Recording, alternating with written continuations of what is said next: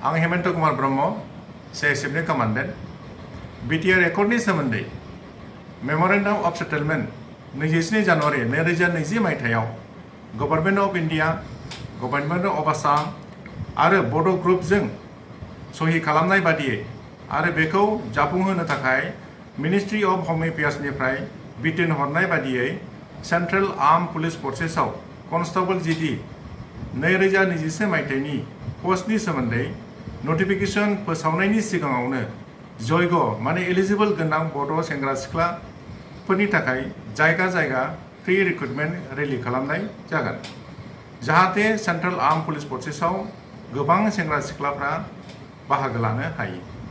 Central armed police फर्सेस माने BSF, CISF, CRPF, ITPP आरो SSB बिसोर गासिबो सेन्ट्रेल आर्म पुलिस फर्सेसनि मोनसे बाहागो।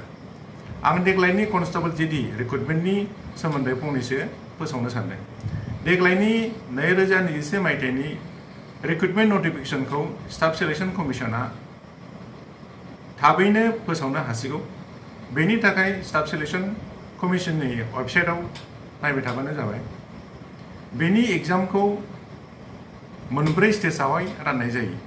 स्टेज 1 अनलाइन रेजिस्ट्रेशन खालामनाय, स्टेज 2 कम्पिउटार बेस्ड एग्जाम जाय केन्डिडेटआ कम्पिउटार बेस्ड एग्जामाव मिनिमाम क्वालिफाइं मार्क मोनो बे केन्डिडेटखौ स्टेज 3 माने फिजिकल स्टेन्डार्ड टेस्ट या फिजिकल एफिशिएन्सि टेस्टनि थाखाय लिंहरनाय जायो आरो स्टेज 4 आव मेडिकेल एग्जामिनेशन आरो डकुमेन्टेशन खालामनो थाखाय केन्डिडेटखौ लिंहरनाय जायो। बेनि एलिजिबिलिटि क्राइटेरिया जागोन बैसोआ ST केन्डिडेटनि थाखाय 18 निफ्राय 28 बोसोरनि गेजेराव जानांगोन। एडुकेशनल क्वालिफिकेशना मेट्रिक पास जानांगोन। फिजिकल एफिशिएन्सि टेस्ट बेवहाय खारनाय थायो। खारनाया हौवासाफोरनि थाखाय 5 किल'मिटारखौ 22 मिनिटनि गेजेरावहाय फोजोबनो हानांगोन आरो हिन्जावसाफोरनि थाखाय 1.6 खौ 8.5 मिनिटआवहाय खारनायखौ फोजोबनो हानांगोन। फिजिकल स्टेन्डार्ड टेस्ट गोजौआ जानांगोन हौवासाफोरनि थाखाय 162.5 आरो हिन्जावसाफोरनि थाखाय 150 सेन्टिमिटार्स। सेस हौवासाफोरनि थाखायल' नर्माल साइजआ 76 सेन्टिमिटार्स आरो बेखौ 5 सेन्टिमिटार फेदेरनो हानांगोन।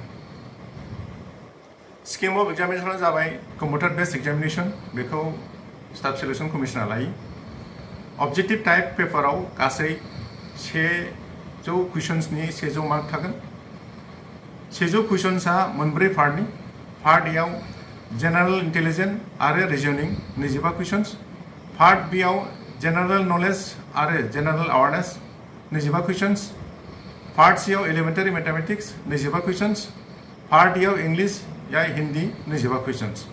बेनि मोड अफ सिलेक्शना computer based examination, physical efficiency test, physical standard test आरो मेडिकल एग्जामिनेशन। कम्पिउटार बेस्ड एग्जामिनेशना इंग्लिश आरो हिन्दीआवल' जागोन। फाइनल सिलेक्शना कम्पिउटार बेस्ड एग्जामिनेशन स्कोर मोननायनि सायाव मेरिट लिस्टजों सायख'नाय जागोन। बेनि सोमोन्दै सोरबाफोर आरो गोबांसिन मिन्थिनो लुबैयोब्ला बे मबाइल नाम्बार 9365323957 आव कन्टेक्ट खालामबानो जाबाय। गोजोन्थों।